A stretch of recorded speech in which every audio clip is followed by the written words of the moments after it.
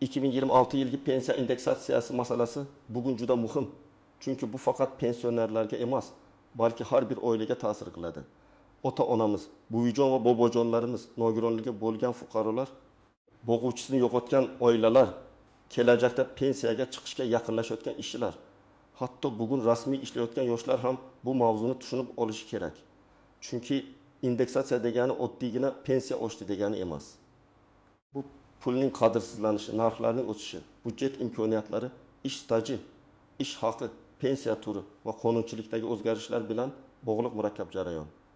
Men bugun sizga 2026 yilgi pensiya indeksatsiyasi nimalar hisobga olinishi, kimlar ko'proq yutishi, kimlarda oshish kamroq sezilishi, qaysi holatlarda odamlar xato ko'tishlarga berilishi mumkinligi haqida oddiy tilda.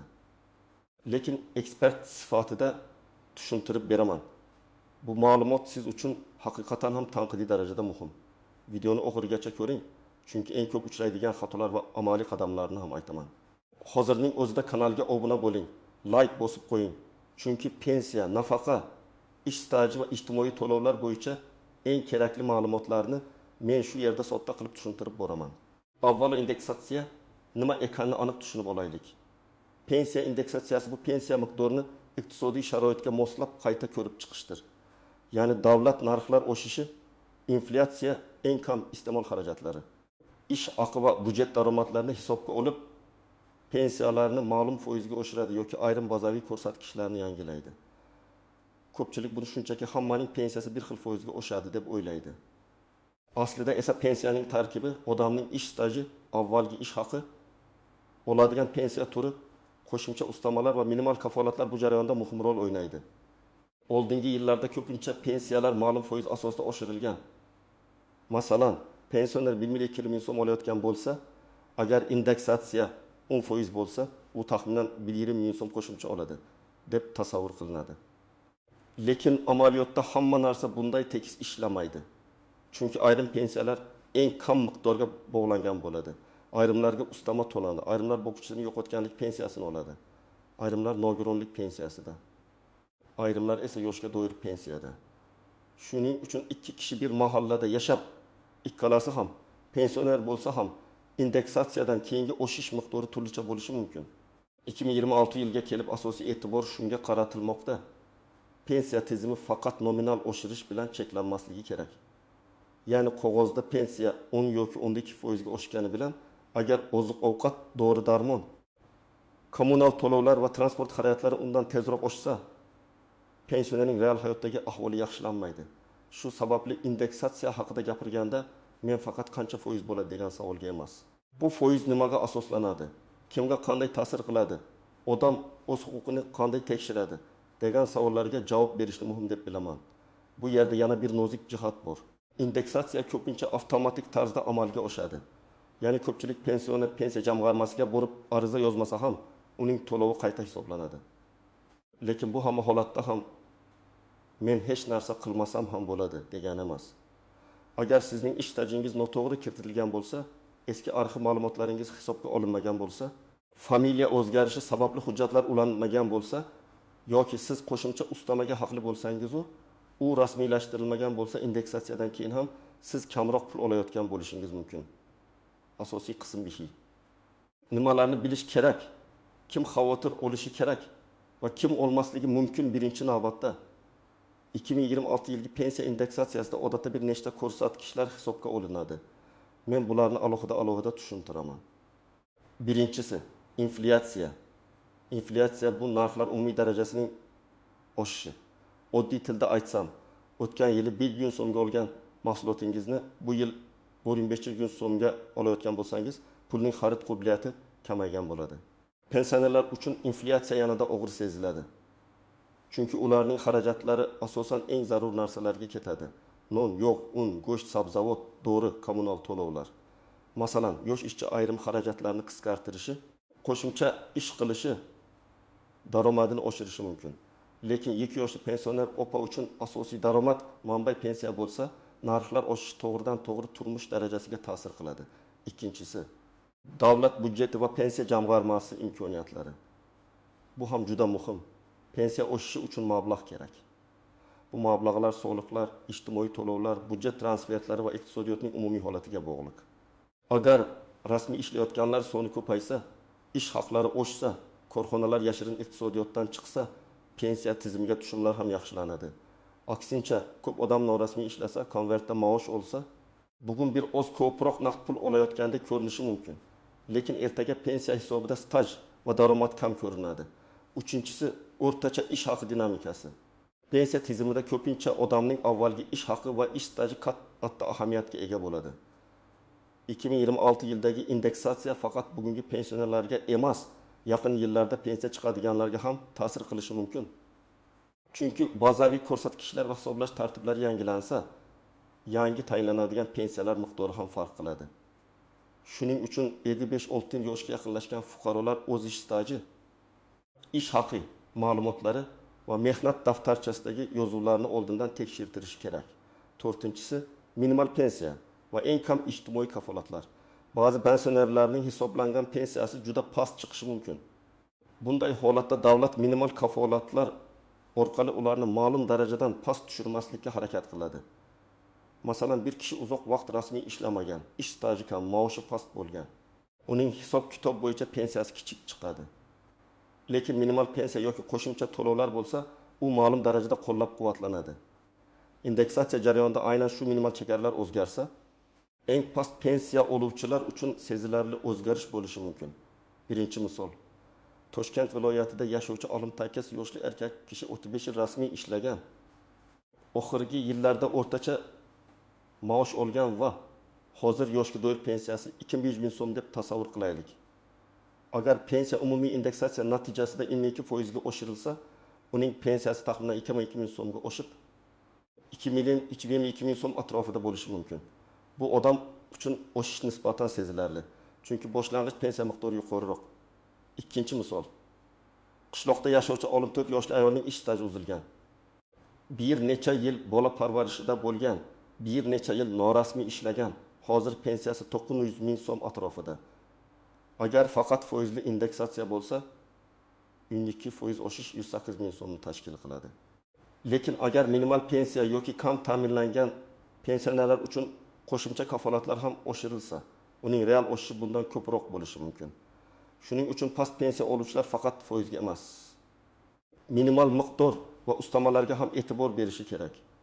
Uchinchi misol, bo'g'uvchisini yo'qotganlik pensiyasini olayotgan oila bor. Masalan, ona 2 farzandi bilan yashaydi va marhum turmush o'rtog'i nomidan pensiya oladi.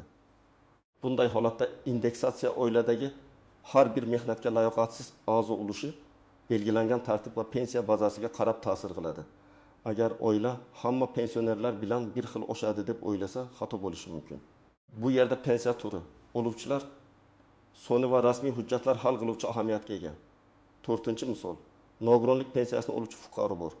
Unga pensiyadan tashqari ayrim imtiyozlar, dori-darmon bo'yicha yengilliklar, kommunal yoki boshqa kompensatsiyalar tegishli bo'lishi mumkin. Indeksatsiya faqat asosiy pensiyani oshirishi mumkin, lekin boshqa to'lovlar alohida qarorlar bilan belgilanadi. Shuning uchun bunday fuqarolar pensiyam oshdi. Demak, barcha yordamlarim ham avtomatik oshadi deb o'ylamasligi kerak. Har bir to'lovning o'z tartibi bor. Kim xavotir olishi kerak? Men eng avvalo 3 toifadagi fuqarolarga ehtiyot bo'lishni maslahat beraman. Birinchi toifa.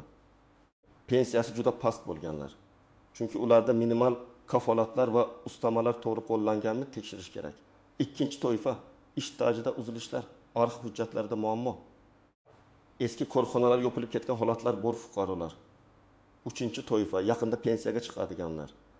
Chunki ular bugun hujjatlarni tayyorlamasa, pensiya tayinlanganda kam hisoblanishi mumkin. Kim unchalik xavotir olmasligi mumkin?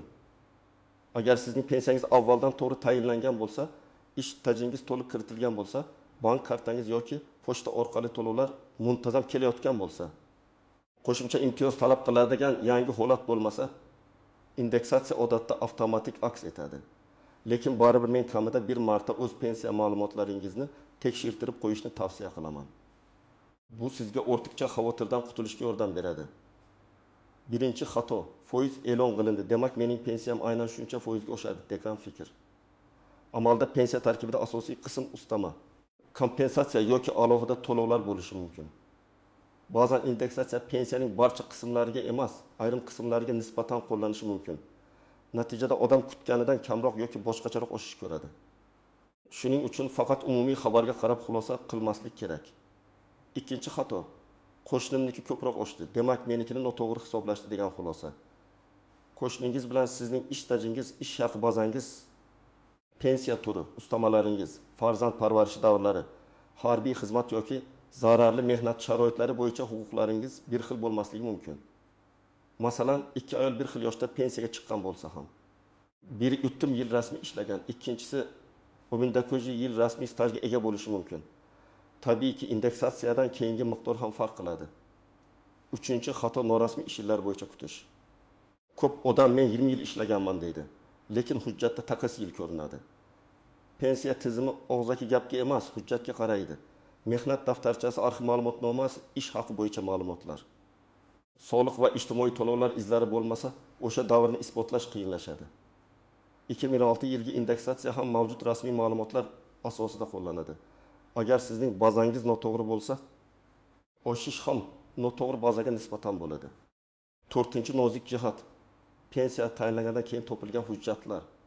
Masalan, fuqaro 2002 yilda pensiyaga chiqqan, lekin 2025 yilda eski zavoddagi ish haqi ma'lumotnomasini topgan.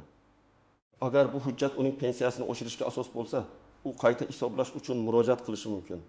Indeksatsiya esa qayta hisoblangan yangi miqdorga ta'sir qilishi ehtimoli bor. Demak, eski hujjatlarni endi keragi yo'q deb tashlab yuborish juda katta xato. 5-jihat: chet elda ishlagan davrlar. Ayrim fuqarolar Rossiya, Qozog'iston yoki boshqa davlatlarda ishlagan bo'lishi mumkin. Bunday davrlarni pensiya hisobida tan olish masalasi xalqaro shartnomalar, ikki tomonlama kelishuvlar va tasdiqlovchi hujjatlarga bog'liq bo'ladi. Odam men chet elda 10 yil ishlaganman desa-yu, rasmiy sug'urta to'lovlari, mehnat shartnomasi yoki tegishli ma'lumotnoma bo'lmasa, bu davrni hisobga oldirish murakkab bo'ladi. Shuning uchun chet elda ishlaganlar oldindan hujjat yig'ishi shart. 6-jihat: pensiya va nafaqa tushunchalarini aralashtirish. Pensiya odatda ish staji va sug'urta badallari bilan bog'liq. Nafaqa esa ayrim hollarda ijtimoiy yordam sifatida tayinlanadi. Indeksatsiya bir to'lovga qo'llanib, boshqasiga boshqa tartibda qo'llanishi mumkin. Masalan, yoshga doir pensiya, nogironlik pensiyasi, boquvchisini yo'qotganlik pensiyasi va ijtimoiy nafaqa bir xil mexanizm bilan oshirilmasligi mumkin. Shu sababli siz aynan qaysi to'lovni olayotganingizni bilishingiz kerak. 7-jihat: bank kartasiga tushgan pulni tekshirmaslik. Ba'zi pensionerlar qancha tushsa shu deb yuraveradi. Lekin amaliyotda texnik kechikish, karta muddati tugashi, bankdagi rekvizit o'zgarishi, yashash manzili bo'yicha ma'lumot yangilanmagani kabi sabablar bilan to'lovlarda uzilish bo'lishi mumkin. Indeksatsiya bo'lgan oyda ayniqsa to'lov miqdorini tekshirish kerak. Agar kutilgan oshish ko'rinmasa, darhol vahima qilish emas. Avvalo qaysi oy uchun, qaysi davrga nisbatan qanday hisoblanganini so'rash kerak. 8-jihat: qarzdorlikka ushlab qolishlar. Ayrim pensionerlardan sud qarori, aliment, kredit yoki boshqa majburiy undiruvlar bo'yicha ma'lum summa ushlab qolinishi mumkin. Bunday odam indeksatsiya bo'lganini kartada to'liq sezmasligi mumkin. Chunki oshgan qismning bir qismi ham ushlab qolishga ketadi. Shuning uchun pensiya ham oshmadi deb ishdan oldin ushlab qolishlar bor yo'qligini tekshirib olish zarur. 9-jihat: ishlayotgan pensionerlar. Ba'zi fuqarolar pensiyaga chiqqandan keyin ham ishlashda davom etadi. Ularda pensiya to'lovi, qayta hisoblash imkoniyati, qo'shimcha ish staji va rasmiy daromadlar masalasi alohida ahamiyatga ega. Agar ishlayotgan pensioner rasmiy maosh olayotgan bo'lsa, bu ma'lumotlar tizimda aks etishi kerak. Lekin qayta hisoblash tartibi, muddatlari va shartlari qonunchilikka bog'liq.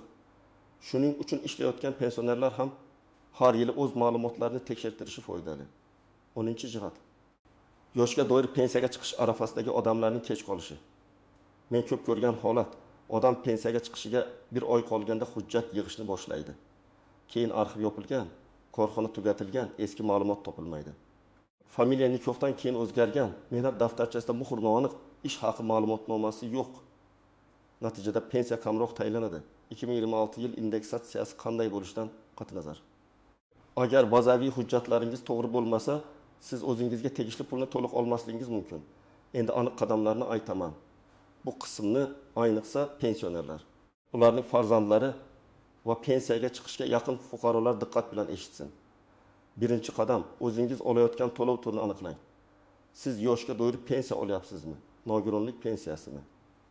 O'quvchisini yo'qotganlik pensiyasimi yoki ijtimoiy nafaqami? Buni bilmasdan turib indeksatsiya bo'yicha to'g'ri xulosa chiqarib bo'lmaydi. Agar bilmasangiz, pensiya jamg'armasining tuman yoki shahar bo'limiga murojaat qiling yoki may. Go.uz davlat xizmatlari markazi, bank ilovasi va rasmiy xizmatlar orqali ma'lumot olish imkoniyatlarini tekshiring. Ikkinchi qadam, pensiya miqdoringiz tarkibini so'rang. Faqat men qancha olaman emas. Bu summa qanday qismlardan iborat deb so'rang. Asosiy pensiya qancha, ustama bormi, kompensatsiya bormi, minimal kafolat qo'llanganmi, ushlab qolishlar bormi? Agar sizga og'zaki javob berishsa, imkon qadar yozma ma'lumot yoki rasmiy izoh so'rash foydali. Uchinchi qadam, ish stajingizni tekshiring. Mehnat daftarchangizdagi barcha yozuvlar to'g'rimi? Ishga kirgan va ishdan bo'shagan sanalar aniqmi? Muhrlar o'qiladimi? Korxona nomi o'zgargan bo'lsa, voris tashkilot haqida ma'lumot bormi? Agar daftarchada xato bo'lsa, uni vaqtida tuzatishga harakat qiling. Eski korxona yopilgan bo'lsa, arxivga murojaat qilish kerak bo'ladi. To'rtinchi qadam, ish haqi bo'yicha ma'lumotlarni yig'ing. Pensiya hisobida ayrimlar bo'yicha ish haqi ma'lumotlari muhim bo'lishi mumkin. Agar eski ish joyingizda yuqori maosh olgan bo'lsangiz, lekin bu ma'lumot hisobga olinmagan bo'lsa, pensiyangiz past chiqishi mumkin. Shuning uchun eski ish haqi ma'lumotnomalari, buyruqlar, shaxsiy hisob varaqalari, arxiv ma'lumotlarini izlash kerak. 5-qadam, shaxsiy hujjatlarni tartibga keltiring. Pasport yoki ID karta, STIR, JSHR, nikoh guvohnomasi, familiya o'zgargan bo'lsa tasdiqlovchi hujjat, bolalar tug'ilganlik guvohnomalari, harbiy xizmat hujjatlari bo'yicha tibbiy mehnat ekspertiza ma'lumotlari. O'quvchisini yo'qotganlik holatida o'lim guvohnomasi va qarindoshlikni tasdiqlovchi hujjatlar kerak bo'lishi mumkin. Har bir holat alohida, lekin hujjatlar toza, o'qiladigan va bir-biriga mos bo'lishi shart. 6-qadam. Agar pensiya miqdoridan shubhangiz bo'lsa, yozma murojaat qiling. Og'zaki so'rash yaxshi, lekin yozma murojaat kuchliroq. Murojaatda menga tayinlangan pensiya miqdori va uning tarkibi bo'yicha batafsil tushuntirish berishingizni, ish stajim va ish haqi ma'lumotlarim to'liq hisobga olinmaganini tekshirishingizni so'rayman deb yozish mumkin. Murojaatni pensiya jamg'armasi bo'limiga davlat xizmatlari markazi orqali yoki elektron tartibda yuborish mumkin. 7-qadam, indeksatsiya bo'lgan oyda to'lovni solishtiring. Masalan, indeksatsiyadan oldin qancha olganingizni yozib qo'ying. Keyingi oy kartaga qancha tushganini tekshiring. Agar farq bo'lsa, uni foiz bilan solishtiring. Lekin bir narsani unutmang. Ba'zan oshirilgan to'lov keyingi oyda farq bilan birga kelishi mumkin. Ba'zan hisob-kitob davri sababli summa birinchi oyda to'liq ko'rinmasligi mumkin. Shuning uchun darhol xulosa qilmasdan rasmiy tushuntirish so'rash kerak. 8-qadam, qarindoshlaringizga yordam bering. Ko'p pensionerlar internetdan foydalana olmaydi. Rasmiy atamalarni tushunmaydi. Navbatda turishdan charchaydi. Farzandlar, nabiralar, yaqinlar ularga hujjatlarni tekshirishda yordam berishi kerak. Bu shunchaki mehr emas, balki oilaviy moliyaviy himoya. Agar buvijoningiz har oy 100 ming so'm kam olayotgan bo'lsa, bir yilda bu 200 ming so'm degani. Bir necha yil davom etsa, ancha katta mablag' yo'qotiladi. 9-qadam, mish-mishlarga ishonmang. Hamma pensiya 2 barobar bo'larkan, faqat ariza berganlarga osharkan, kim borib shikoyat qilsa, o'shaniki osharkan kabi gaplar ko'p tarqaladi. Pensiya masalasida faqat rasmiy manbalar, qonun hujjatlari, pensiya jamg'armasi, davlat xizmatlari va ishonchli ekspert izohlariga tayaning. Noto'g'ri ma'lumot odamni ortiqcha ovora qiladi yoki aksincha o'z haqqini talab qilmaslikka olib keladi. 10-qadam, agar rad javobi olsangiz, uni ham tekshiring. Siz murojaat qildingiz, lekin asos yo'q deyishdi. Bu yakuniy nuqta degani emas. Rad javobida sabab ko'rsatilishi kerak. Qaysi hujjat yetishmayapti, qaysi davr hisobga olinmayapti, qaysi norma asos bo'lmoqda. Agar javob tushunarsiz bo'lsa, yuqori turuvchi tashkilotga, adliya organlariga yoki malakali yuristga murojaat qilish mumkin. Eng muhimi, hamma narsani hujjat bilan qiling. Demak, 2026 yilgi pensiya indeksatsiyasi faqat foiz o'sishi emas. Unda inflyatsiya, narxlar o'sishi, budjet imkoniyatlari, minimal ijtimoiy kafolatlar, pensiya turi, ish staji, avvalgi ish haqi, ustamalar va hujjatlarning to'g'riligi hisobga olinadi. Kimning hujjatlari to'liq va pensiyasi to'g'ri tayinlangan bo'lsa, indeksatsiya odatda avtomatik aks etadi. Lekin ish stajida muammo bo'lganlar, past pensiya oluvchilar, boquvchisini yo'qotgan oilalar, nogironlik pensiyasidagi fuqarolar va pensiyaga chiqishga yaqin odamlar albatta o'z ma'lumotlarini tekshirtirishi kerak. Men sizga eng muhim maslahatni yana bir bor aytaman. Pensiya masalasida kutib o'tirmang. Hujjatlaringizni tekshiring, stajingizni aniqlang, to'lov tarkibini so'rang, shu bo'lsa yozma murojaat qiling. Chunki pensiyada har oyga kichik farq ham yillar davomida katta mablag'ga aylanadi. Sizningcha 2026 yilgi pensiya indeksatsiyasida eng avvalo nimalar hisobga olinishi kerak? Inflyatsiyami, dori-darmon narxlarimi, kommunal to'lovlarmi yoki eng kam pensiyani oshirishmi? Fikringizni izohlarda yozib qoldiring. Agar video foydali bo'lgan bo'lsa, like bosing, yaqinlaringizga yuboring va kanalga obuna bo'ling. Keyingi videolarda men pensiyani qayta hisoblatish, ish stajini isbotlash va past pensiya sabablarini aniqlash bo'yicha yanada amaliy tushuntirishlar beraman.